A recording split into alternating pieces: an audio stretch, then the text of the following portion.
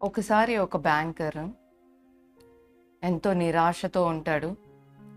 అయితే తను ఒక ప్రార్థన కూటానికి వెళ్తాడు. అక్కడ ఒక 18 మంది స్త్రీలు హాజరవుతారు. అతను ఒక్కడే హాజరవుతాడు.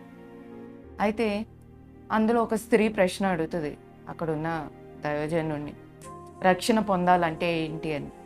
అప్పుడు బ్యాంకర్ కూడా, పాస్టర్ గారు, కూటమి అయిపోయిన తర్వాత మా ఇంటికి ఒకసారి రండి, నాకు తెలీదు ఏంటి రక్షణ అంటే అని అడుగుతాడు.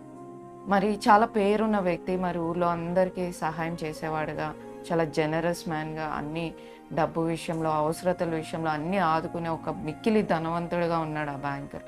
కానీ తన భార్య చనిపోవడం జరుగుతుంది. ఆ బాధ తట్టుకోలేక ఆయన మందిరంలో అయినా ఆ బాధ పోతుందని ప్రతిరోజు ఆ మందిరానికి వెళ్ళి కూర్చుంటాడు. అయితే అడిగినట్టే ఆ యొక్క దైవజనుడు ఇంటికి రావడం జరుగుతుంది. అప్పుడు నేనేం చేయాలి ఈ రక్షణ పొందాలి అని అడుగుతాడు. ఆ దైవజనుడు అంటాడు, ఎలా అయితే వాచ్ రిపేర్ అయితే వాచ్ షాప్ తీసుకెళ్తామో, లేకపోతే బండి రిపేర్ అయితే మెకానిక్ దగ్గర తీసుకెళ్తాం, పన్ను నొప్పి అయితే పంటి డాక్టర్ దగ్గరికి వెళ్తామో, అలానే నీ యొక్క హృదయం రిపేర్ చేసేది యేసు ప్రభువే అని చెప్తాడు. మరి తన భార్య చనిపోతుంది. ఎన్నో రాత్రులు ఆయనకి నిద్ర పట్టదు.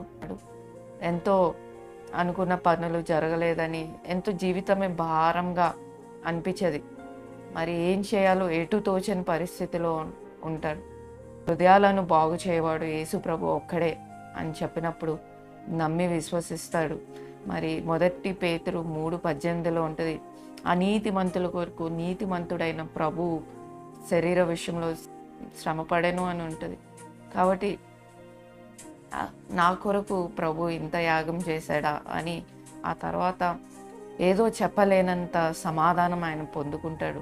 మరుసటి దినాన ఆ యొక్క దైవజనుడు వచ్చి దర్శించినప్పుడు ఆయన ఒక్కసారి నా భారం అంతా దిగిపోయినట్టుంది, ఎంతో సమాధానంగా ఉంది అని అంటాడు. చూసారా, ఎంత ధనవంతుడైనప్పటికీ ఆయనకి సమాధానం లేదు. ఆయన తన భార్య చనిపోయిందన్న ఆ బాధ, దిగులు, మరి ఎన్ని ధర్మకార్యాలు చేసినా, అన్నీ ఉన్నా, చేతి నిండా డబ్బున్న ఏది ఆయనని ఆదుకోలేదు. కానీ సమాధానం లేని స్థితిలో ఉన్నప్పుడు ఒక్కసారి ఆ దైవజనుడితో మాట్లాడినప్పుడు దేవుడు దర్శించాడు.